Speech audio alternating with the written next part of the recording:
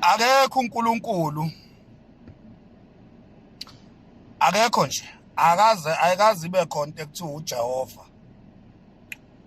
uJehova umdali wezulu nomhlaba akekho. Engekho nje le imbudane, inganekwane, umsangano, umsunu. uNkulunkulu akekho, umoya engcwele akekho. uJesus Christ, uJesu ekuthiwa uyindodana kaNkulunkulu, umsunu wakhe nje, into engekho yonke leyo nto leyo. Akekho uMaria, ayikho intombazane eyayigane uJosefa ekuthiwa uMaria, eyamithiswa umoya, masemba lawo. Ayikho leyo nto leyo. Shidi loso story leso. Uyabona? Umuntu nje owamithiswa umoya akekho kule planet esiphila kuyo, akekho. Uma ngabe ngekho kule planet esiphila kuyo, okusho ukuthi ayikho iplanet akuyo, ngoba iplanet ekwazi ukuphila kuyo umuntu yilesi kuyo ebizwa ngo-Earth. So ayikho nje intombazane eyayizoshada nenye indoda kwakuthiwa uJosefa eyatholakala imithi kuthiwa yamithiswa umoya ongcwele. Amasimba loso story leyo, into engekho lo shit we-story lo masimba lawo. Befundisi, nishumayela amasimba, nishumayela umhlanzo. Masimba lento enishumayelayo. Nize nithi nani nigcwele lo moya ongcwele loyo owamithisa uMaria. Amasimba amanyala yonke leyo nto leyo. Shit leyo nto leyo. Kufana nalo moya lona ekuthiwa kunomoya oyingcwele obizwa ngoShembe. Kunomoya oyingcwele ekuthiwa manjena igama lakhe sekuShembe igama lakhe. Shit lonto amasimba uthuvi leyo nto leyo. Ayikho into ekuthiwa umoya engcwele ogama lakhe uShembe. Amasimba lawo.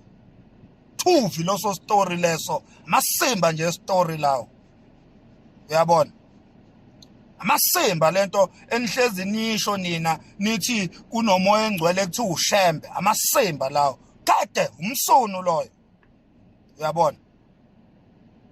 Kunesibongo senye insizwa eyake yaphila kulomhlaba yalapha ya eNtabankulu ekuthiwa eyakaShembe. Lesi sibongo sakaShembe sidabuka eKhongo. Leso sibongo leso ngokudabuka isibongo esithi Shembe sidabuka eKhongo. Akekho umuntu ekuthiwa wanikezwa umoya oyingcwele igama lokuthi yena usewuShembe. Lo story leso uthuvi we-story, amasemba, inganekwane leyo. Shit wento. Nalaba bakholelwa kuso leso story ukuthi kunomfana owaqanjwa igama kwathiwa uShembe. Amasimba lawo. Uyabona? Nalaba bakholelwa kuloso story.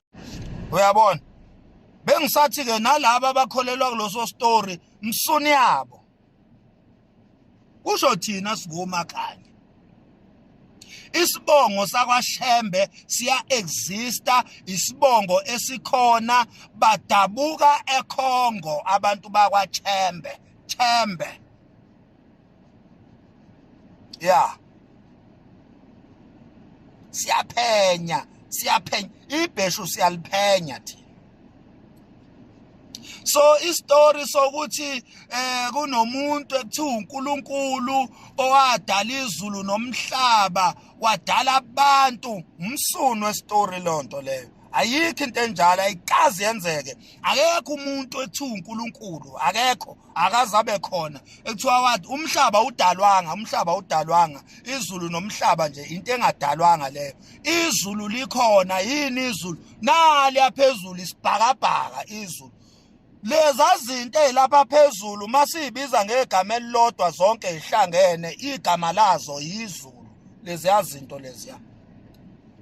Amafu, isibhakabhaka, ilanga, inyanga, inkanyezi, konke nje masikubiza ngegama elilodwa sithi izulu. Ya, sithi izulu konke masikubiza ngegama elilodwa. Ya. Masikuhlanganisa ke sikuhlanganisa nomhlaba lo esikuwo kanye nokusemhlabeni. Sihlanganisa manje okuphezulu ezulwini nokusemhlabeni. Masikuhlanganisa sikubiza ngegama elilodwa sithi imvelo, nature. Ayikho into ekuthiwa indalo ngoba akekho umdali. Ayikho nje ekuthiwa creation. There is no creator. Masim kwayilelo gama elithi creation and creator, there is a creator of the universe. Umsunu westory loyo. Into engekho leyo. Engekho leyo into eya-imposwa ey'ngqondweni zethu ukuze sohamba si-brainwashed sazi ukuthi kunesikhondla nje sendoda esihleli phezulu laphana silo sibuka phansi emhlabeni sibhekene nathi. Amasimba lawo ayikho leyo nto leyo. Uyabona? Shidwe nto loyo. Kunento ekuthiwa isihogo samasimba yini. Isihogo samasimba yini. Isihogo yithuna. Isihogo nje yithuna kuphela. Ya yithuna yini ithuna? Ithuna ingaphansi komhlaba la kuhleli khona abantu abafile. La kuhleli khona la kufakwa khona idumbu zabantu abafile. Igama la leyo nto leyo yithuna. So isihogo ke yithuna. Mawukubiza nje ngegama elilodwa. Abantu imizimba yabantu abafile abasemgodini ogqitshwe ngenhlabathi. Mawukubiza ngegama elilodwa nje lokho ungathi ithuna noma isihogo. Asikho ke isihogo esinomlilo amasimba lawo thiwa ngaphansi komhlabathi kunomlilo. Ububa sobani lo mlilo zinsha? Uba sobani lo mlilo? Uvutha kanjani la ingekho khona ioxygen? Uvutha kanjani umlilo la ingekho khona ioxygen? Msunu. Uvutha kanjani umlilo? Manithi nina kunesihogo esinomlilo nichaza ukuthi kune-oxygen emlilweni. Uma ngabe kune-oxygen ke emlilweni aniboni ngani ukuthi kushuthi nomoya engcwele usesihogweni ngoba phela i-oxygen umoya and umoya uwodwa awukho umoya ohlukene kuthiwa hayi kunomoya obizwa ngespirit. Into ehlukene amagama okufanishina kwawo nakhona imisebenzi umoya oyenzayo iyona ehlukene lebizwa ngamagama. Ake ngiphinde futhi. Into ehlukene ngomoya imisebenzi ewenzayo. Miningi imisebenzi eyenziwa umoya owodwa. Manje leyo msebenzi ke inamagama.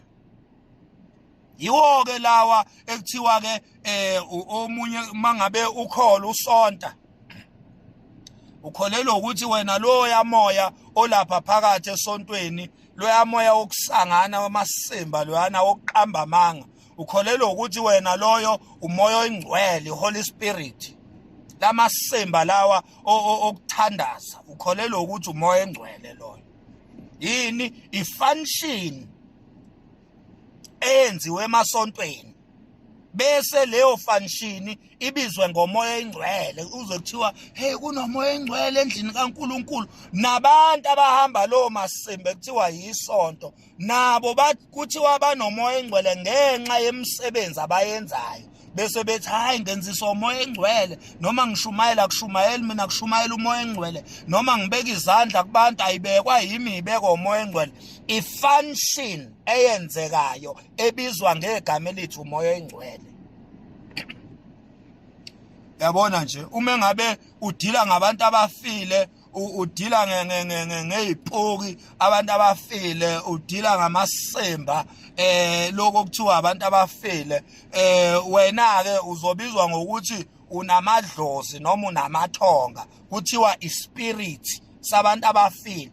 Leyo nto ke ifunction yakho wena nja okholelwa kubantu abafile. Leyo function ubese uyibiza ngokuthi ibonaka abantu abafile leyo function yokuthi wena uyadloziza